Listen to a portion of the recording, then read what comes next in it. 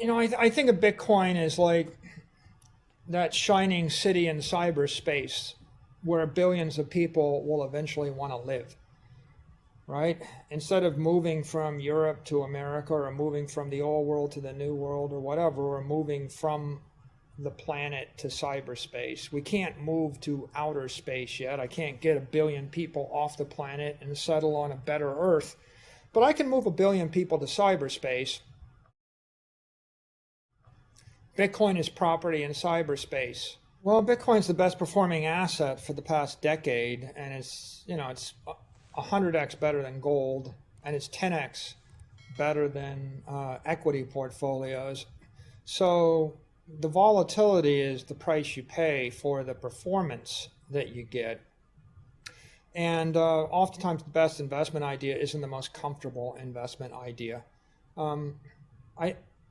I think if I told you there's 100% certainty you're going to lose 7% of your money over the course of a year, you might think, well, I have a decade before I lose half of my money.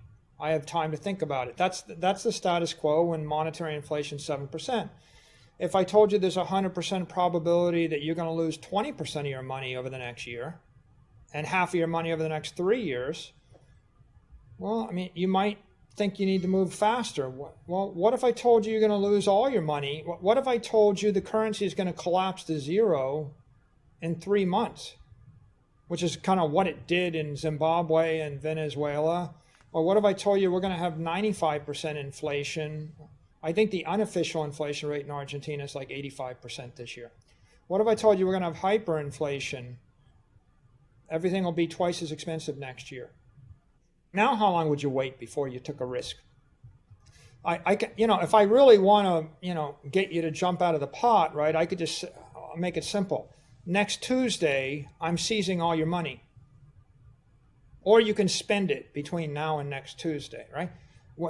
That really, what is the word? Focuses one, right? Right, it stiffens one's spine and focuses one. If I just made it very black and white, I'm just going to take all your money next Tuesday, or you can spend it between now and then. So how do you actually get comfortable with the volatility? Well, I think first you have to understand how big your problem is. And the second thing is one of time horizon. And what's your aspirational goal? For example, if you don't aspire to change your lifestyle one iota, and you're going to watch Netflix, let's take extreme. You're going to live in your parents' basement, watch Netflix, order Domino's pizza, and stream YouTube video for the rest of your life. Do you have an inflation problem coming? Probably not. If you wanna buy your own house, you have a bigger inflation problem because houses went up 15%. If you want to get married, buy a house, have 3 kids, and if you want to take expensive vacations and have a house on the lake, you have a big inflation problem. Guess what? Luxury homes on the lake went up in price a lot. Yeah, so it really comes down to what is your aspiration, and that determines your hurdle rate. What you want determines your inflation rate, and your inflation rate determines your hurdle rate, and that makes a difference. I think in terms of historic metaphors, there's plenty. For example, my family came to the United States in 1736 on a wooden ship. Okay, and if you want to go study those voyages, they spent 8 weeks. Have you ever tried? There's not a single person that's probably got in a wooden ship with 3 sails for 8 weeks to cross the North Atlantic in order to come to America. The mortality rate is 2 to 5% on that trip. Whoa. The mortality rate to go from Europe to the Far East is 35%. It's insane. Whoa. 1 out of 3 people that started the journey dies on the trip. Whoa. Okay, so we talk about volatility. Is Bitcoin bumpy? Is crypto? We're just talking about Bitcoin. Yeah, Bitcoin is bumpy. What else is bumpy? Yeah, wooden ships in 15-foot seas.